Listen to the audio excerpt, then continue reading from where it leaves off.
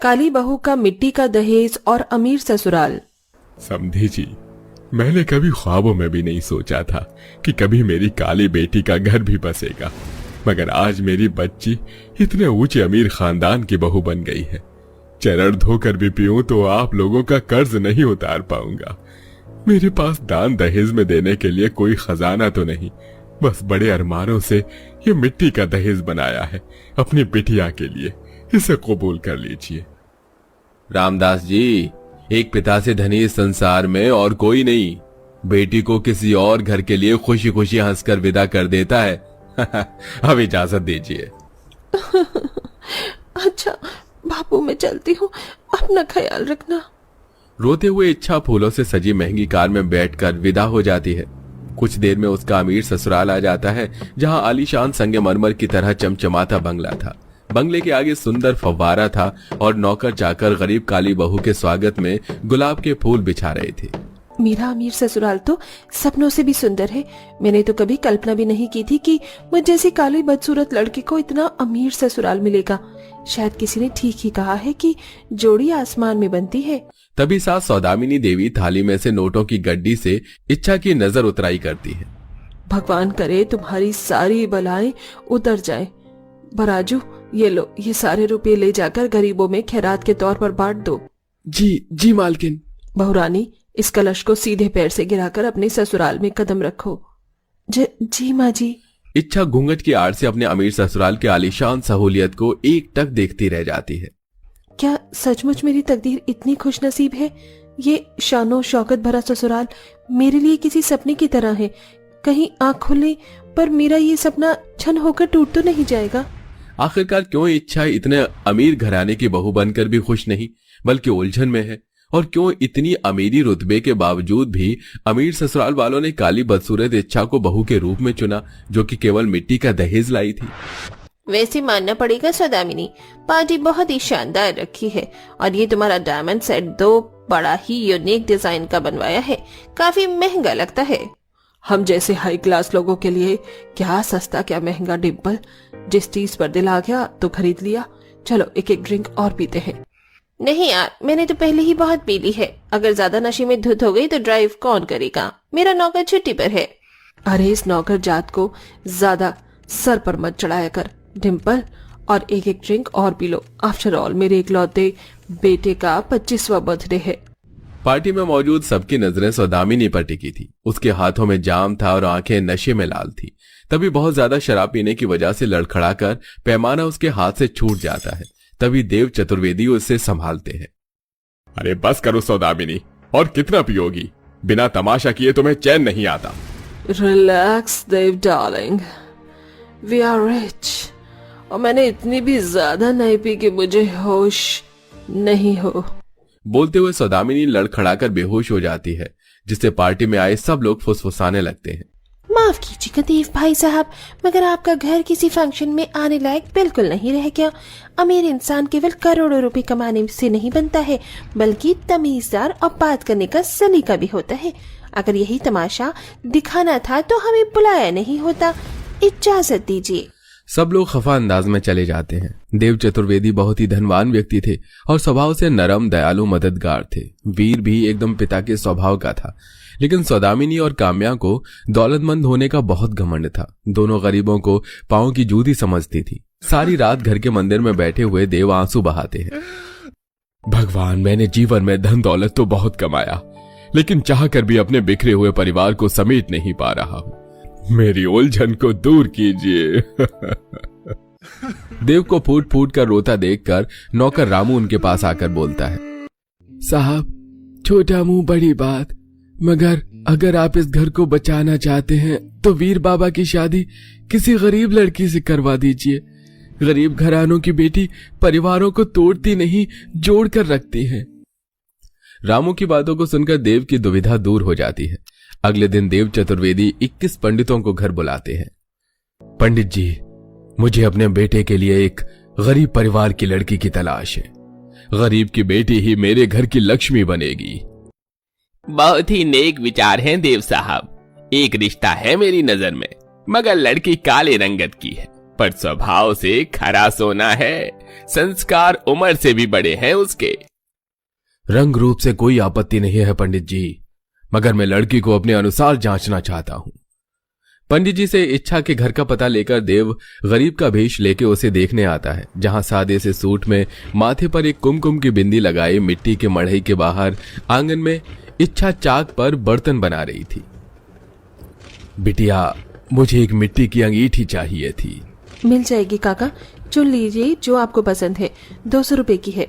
अच्छा, मगर मेरे पास तो 100 रुपए ही हैं केवल, और मैं बड़ा गरीब आदमी हूँ। कोई बात नहीं काका, आप ले जाइए 100 रुपए में ही। मगर ऐसे तो तुम्हें घाटा लग जाएगा, तुम्हारा 100 रुपए का नुकसान हो जाएगा। मगर आपके घर का चूल्हा तो जल जाएगा ना काका, आज थोड़ी कम कमाई हो जाएगी। वैसे भी हम गरीब कुम्हार अपने हाथ से मिट्टी के बर्तन संवारते हैं, मगर तकदीर तो मिट्टी की ही है। 100 रुपए ज्यादा कमाकर कौन सा सोने की तकदीर हो जाएगी। बोलते हुए इच्छा भावुक हो जाती है। तभी झोपड़ी के अंदर से बूढ़ा रामदास बाहर आता है। कौन है बिटिया, क्या चाहिए भाई? देव अपनी असली पहचान बताते हैं और इच्छा का रिश्ता मांगते हैं, जिसे गरीब पिता की आंखों से झरझर आंसू बहने लगते हैं। क्या आप सच कह रहे हैं? मेरी बेटी को आप अपने घर की बहू बनाएंगे? देखा बिटिया, मैं न कहता था जोड़ी आसमानों में लगती है। अब तेरी भी डोली उठेगी और धूमधाम से इस गरीब के घर द्वारे में बारात जाएगी। जैसे इच्छा की तस्वीर सौदामिनी काम्या देखती है तो इनकार जताती है। ओ गॉड पापा, आपको भाई के लिए काली कलोटी गरीब लड़की ही जची, इसके चलते मेरी नाक कट जाएगी। मम्मी तुम ही डैडी को कुछ बोलो ना। क्या मैं जान सकती हूँ आपको इस जैसी काली कलोटी गरीब घर की लड़की से ही रिश्ता क्यों जोड़ना है? मैंने कामिनी की बेटी रीटा को वीर के लिए पसंद किया है। कामिनी करोड़ों का दहेज देने के लिए तैयार है। पैसा आएगा तो हमारी और हैसियत बढ़ेगी। माफ कीजिएगा माँ, मगर इच्छा मेरी पसंद है, वही मेरी धर्मपत्नी बनेगी। इस तरह दोनों परिवार में शादी की तैयारी होती है। इच्छा के अमीर ससुराल से उसके लिए लाखों का जोड़ा जेवरात आते हैं। वहीं सारी रात कड़कड़ाती ठंड में मिट्टी से ही दहेज बनाता है। बाबा, आप इतनी रात को आंगन में चाक के पास क्या कर रही हैं? अपनी दुलारी बेटी के लिए दहेज तैयार कर रहा हूँ। बिटिया, तेरे इस गरीब कुमार बाप के पास इतना सामर्थ्य तो नहीं है कि वो तुझे महंगा गोदरेज की अलमारी, पलंग वगैरह देगा। इसलिए इस मिट्टी से दहेज बना रहा हूँ, तो ले जाएगी ना? हाँ बाबा, मैं इसे ले जाऊंगी और सहेज कर रखूंगी। मिट्टी के दहेज के साथ इच्छा विदा होकर ससुराल आ जाती है। राजू, ये मिट्टी का सारा सामान ले जाकर बाहर रख दो। ये हमारे स्टैंडर्ड घर का शो पीस खराब कर रहा है। ये सुनकर इच्छा का दिल टूट जाता है। वो रोते हुए बोलती है, मगर बाजी, पिताजी ने ये मिट्टी के दहेज का सारा सामान बड़े दिल से मेरे खातिर बनाया था। राजू भैया, आप इसे मेरे कमरे में रखवा दीजिए। हाँ हाँ, ले जा। मेरी काली बहू, इस मिट्टी के धरोहर को अपने कमरे में ही रखना, मगर इनमें से किसी बर्तन का इस्तेमाल हमारे हाई क्लास किचन में मत करना। इसी तरह कभी काले रंग रूप के लिए तो कभी मिट्टी के दहेज के लिए इच्छा की नंद और सास उसे ताना कसती हैं। वीर जी, मुझे आपसे इजाजत चाहिए थी। क्या मैं मिट्टी का फूलदान घर में सजा दूं? देखिए ना, बाबा ने कितनी प्यारी नक्काशी की है। इच्छा, ये तुम्हारा अपना घर है, तुम इसकी सजावट जैसे करना चाहती हो करो। जी धन्यवाद। इच्छा हॉल में मिट्टी का फूलदान सजा देती है, जिसे काम्या तोड़ देती है। काम्या, ये फूलदान कैसे टूटा? पिताजी ने कितने प्यार से इसे निखारा था। अरे ओ काली कलूजी, भाभी इतना रोकर ड्रामा मत करो। मिट्टी की चीज थी, गिर गई, टूट गया। इसी तरह दोनों माँ बेटी इच्छा के प्रति खलिश निकालती हैं। और एक दिन, इच्छा बहू, कल हमारे कुल के 21 पंडित आ रहे हैं। हमारे खानदान की रिवायत है कि नई बहू अपने हाथों से उन्हें भोजन बनाकर खिलाती है, तो कल सब अच्छे से बनाना। अगले दिन पुरोहितों का खाना बनाने के लिए इच्छा अपने पिता के दिए मिट्टी के बर्तनों में सात्विक तरह से खीर, पूरी, सब्जी पकाती है और उन्हें परोसती है। भोजन ग्रहण कीजिए पंडित जी। तभी सबके बीच में सौदामिनी इच्छा को लज्जित करती है। क्यों मेरी काली कलोटी बहू, इस तरह से हमारे कुल के पंडितों को मिट्टी के बर्तन में खाना खिलाकर तुम क्या साबित करना चाहती हो? कि हम लोग गरीब हैं? हमारे घर के सोने चांदी के बर्तन मौजूद हैं, फिर इस मिट्टी के बर्तन में खाना क्यों परोसा? गुस्से में सौदामिनी मिट्टी का बर्तन तोड़ देती है, जिससे सारा खाना जमीन पर गिर जाता है और सारे पंडित खाने पर से उठ जाते हैं। अरे जिस घर में अन्न का अनादर हो, हमारे लिए उस घर का एक बूंद पानी पीना भी पाप है। और सदामिनी देवी धन का अहंकार सब खाक कर देता है। तुम्हारी बहू लक्ष्मी है लक्ष्मी, उसे पता है कि एक साधु मिट्टी के बर्तन में ही खाता है। उसी के धर्म कर्म से तुम्हारा ये घर चल रहा है, समझी? चलो सब। साधु बाबा, इस प्रकार से आप लोग बिना भोजन किए मत जाइए, मैं क्षमा मांगती हूँ। अपनी काली बहू के इस बर्ताव के बाद सौदामिनी और उसकी बेटी शर्मिंदगी से भरकर माफी मांगती है। अब इच्छा को उसके अमीर ससुराल में पूरा मान सम्मान मिलता है। भाभी, मैंने ये लेप बना दिया है। ठीक है पायल, लेकिन लगता है दरवाजे पर कोई आया है, देखना जरा। अपने भाभी के कहने पर जब पायल दरवाजे पर जाती है तो वहां एक लड़की अपनी माँ के साथ खड़ी थी, जो छाया के घर मेकअप करवाने आई थी। सुनिए, जरा यहाँ आसपास कहीं छाया ब्यूटी पार्लर है, सुना है वो बहुत अच्छा मेकअप करती है। आप बिल्कुल सही जगह आई हैं, यही तो है छाया ब्यूटी पार्लर। आइए आइए अंदर, क्या करवाना है आपको? क्या इस झोपड़ी में मेकअप होता है और ये ब्यूटी पार्लर है?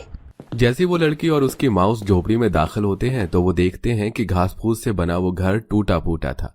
खाट पर छाया का बीमार पति भूषण लेटा हुआ था, जो खांस रहा था, और बच्चे नीचे खेल रहे थे। बैठिए आप इस पर, बस 10 मिनट में इनका मेकअप हो जाएगा। माँ, मुझे यहाँ मेकअप नहीं करवाना, कितनी गंदी जगह है, चलो यहाँ से हम कहीं और मेकअप करवाते हैं। लड़की अपनी माँ से इतना कहकर वहां से जाने लगती है, तभी उन्हें पायल रोकती है। अरे कहाँ जा रही हैं आप लोग? बैठिए, बस 10 मिनट में इनका मेकअप हो जाएगा, है ना भाभी? हाँ हाँ, बस 10 मिनट ही काफी है। मैंने आपका नाम बहुत सुना है कि आप अच्छा मेकअप करती हैं, लेकिन मुझे माफ कीजिएगा, ये कोई जगह नहीं है मेकअप करने की। ना बैठने का इंतजाम, ना इस ठंड में हीटर का इंतजाम। ऊपर से मुझे लगता नहीं है कि आप लोग कोई भी महंगा प्रोडक्ट यूज करती होंगी, तभी तो सस्ते दामों वाले लोग यहाँ आते हैं। मैं चलो, मुझे नहीं करवाना यहाँ मेकअप। छाया ये सुनकर आंखों में आंसू लिए उस लड़की का मेकअप करने में लग जाती है। लेकिन दोनों नंद भाभी की क्या मजबूरी रही होगी, जो उन्होंने सस्ते दामों में मेकअप करना तो शुरू किया, लेकिन ब्यूटी पार्लर के नाम पर उन्होंने घर में ही अपना पार्लर का काम स्टार्ट किया। क्या उसकी वजह गरीबी ही है या फिर कुछ और? लेकिन इसे जानने के लिए हमें कहानी में थोड़ा पीछे चलना होगा। छाया अपने पति भूषण, नंद, पायल और 2 बच्चों के साथ हंसी खुशी अपना जीवन बिता रही थी, लेकिन एक हादसे ने भूषण को पूरी तरह से बिस्तर पर ला दिया था। भूषण मजदूर था और कंस्ट्रक्शन साइट पर काम करने के दौरान वो सीमेंट की बोरी लेकर सीढ़ियों से गिरने के कारण अपने एक पैर से चलने फिरने में असमर्थ हो चुका था, जिस वजह से घर का सारा बोझ छाया के ऊपर आ गया था। कुछ समझ नहीं आ रहा, घर में बस यही राशन बचा है। भाभी आप चिंता मत कीजिए, मैं 2-4 घरों में झाड़ू पोंछा बर्तन करके कैसे भी 2 पैसे कमा लूंगी, जिससे हमारा घर तो चल ही जाएगा। लोग कहते हैं कि ननन भाभी में कभी बनती नहीं है, और तुमने मेरा इतना साथ दिया है जितना मेरी खुद की बहन ने भी कभी नहीं दिया होगा। और आपने भी तो मुझे अपनी बहन की तरह ही तो प्यार दिया है ना। वहीं दूसरी तरफ भूषण अपनी पत्नी और बहन की बातों को सुनकर आंखों में आंसू लिए खाट पर लेटा हुआ उनसे कहता है, मुझे तो अब लगने लगा है कि मैं तुम लोगों पर बोझ होता जा रहा हूँ। आखिर कब तक अपने परिवार को इतने दुखों में देखूंगा मैं? माँ खाना लगा दो, बहुत तेज भूख लग रही है। हाँ माँ, खाना लगा दो, भूख भी लगी है और ठंड भी लग रही है। हाँ मेरी बच्चों, बस अभी लगा देती हूँ खाना। अब छाया सभी के लिए खाना लगाती है। खाने में चावल और प्याज और चटनी ही होता है। ये क्या खाना बनाया है माँ आपने? चावल और उसके साथ आप प्याज और चटनी दे रही हैं। घर में सिर्फ चावल ही थे बेटा, जल्दी तुम्हारी बुआ तुम दोनों को अच्छा अच्छा खाना खिलाएगी। नहीं खाना मुझे ये खाना, हटाओ इसे यहाँ से। भैया खा लो, सभी यही खाना खाएंगे, हम गरीब हैं ना, तो हमें यही रूखी सूखी रोटी खानी होगी। खुशी की बातें सुनकर भूषण, छाया और पायल तीनों की आंखों में आंसू आ जाते हैं और मयंक अपनी बहन की तरफ देखते हुए वो निवाला खा लेता है। सभी परिवार एक ही कमरे के घर में एक साथ सो जाते हैं। भूषण खाट पर सोया हुआ था और दोनों बच्चे नंद भाभी नीचे एक ही रजाई में सोते हैं। ऐसी समय बीत रहा था। एक रोज गांव की दुलारी काकी का आना होता है। पायल बिटिया, नेहा को आज लड़के वाले देखने आ रहे और हाथ में इतने पैसे भी नहीं है कि उसका मेकअप करवा दूं। तू तो जानती है उसका रंग सांवला है, जिसकी वजह से कई सारे रिश्ते टूट चुके हैं। अरे दुलारी काकी, आप रो क्यों रही हैं? सब ठीक होगा, आप चिंता मत कीजिए। भाभी है ना, वो अच्छा मेकअप करना जानती है, वो मेकअप कर देंगी। क्यों भाभी?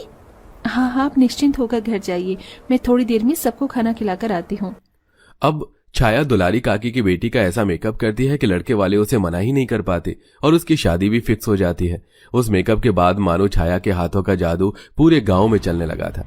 बेशक छाया कम पैसों में मेकअप करती थी, लेकिन छाया से गांव के लोग मेकअप करवाने के लिए आने लगे थे, जिससे छाया की ठीक ठाक कमाई हो जाती थी। भाभी, अब आप मुझे भी मेकअप सिखा दीजिए। कई बार तो आपसे मेकअप करवाने वाले लोगों को इंतजार भी करना पड़ता है। हाँ ननन जी, आप बिल्कुल ठीक कह रही हैं। मुझे आपको भी अब मेकअप का काम सिखाना ही होगा। अरे एक पल को तो मुझे लगा था अब घर में भूखे मरने की नौबत आ गई है, लेकिन भगवान हमेशा अच्छों के साथ अच्छा ही करता है। छाया और पायल के पास इतने पैसे नहीं थे कि वो अलग से ब्यूटी पार्लर खोल सकें, इसलिए उन्होंने अपनी छोटी सी झोपड़ी में एक टूटी हुई कुर्सी और टूटा हुआ आईना रखकर जैसे तैसे ब्यूटी पार्लर का सेटअप बनाया था, जिसमें वो मेकअप करवाने वाली औरतों और लड़कियों का मेकअप करते। एक रोज उनके यहाँ एक लड़की अपनी माँ के साथ आती है, जो बड़े घर से लग रही थी, लेकिन वो उस झोपड़ी को देखकर और वहां रखी कुर्सी और टूटे हुए शीशे को देखकर जाने लगती है। सुनिए, अगर आपको ये जगह अच्छी नहीं लगी तो आप चले जाइएगा, लेकिन हम गरीब लोग हैं। हमारे पास ब्यूटी पार्लर के लिए इतना पैसा नहीं था कि हम अलग से एक पार्लर बनाते, इसलिए हमने कम पैसों में गांव के लोगों के लिए अपने घर में ही मेकअप करने का एक छोटा सा जगह बनाया है, जिसमें हमारा परिवार भी रहता है। पहले पता होता तो मैं यहाँ आती ही नहीं, और अब आ गई हूँ तो ठीक है, मैं एक बार मेकअप करवा लेती हूँ। अब छाया और पायल मिलकर उस लड़की का मेकअप करते हैं। कुछ समय बाद ही जब मेकअप पूरा होता है और वो लड़की खुद को आईने में देखती है तो वो खुद को ही पहचान नहीं पाती। छाया और पायल ने उसका इतना अच्छा मेकअप किया था। क्या सचमुच ये मैं ही हूँ? मैं आज से पहले इतनी सुंदर लगी ही नहीं हूँ। मैंने ज्यादा से ज्यादा महंगा मेकअप करवाया है, लेकिन तुम्हारे हाथों में मेकअप में वाकई जादू है, जो कम पैसे में मुझे इतना सुंदर बना दिया है।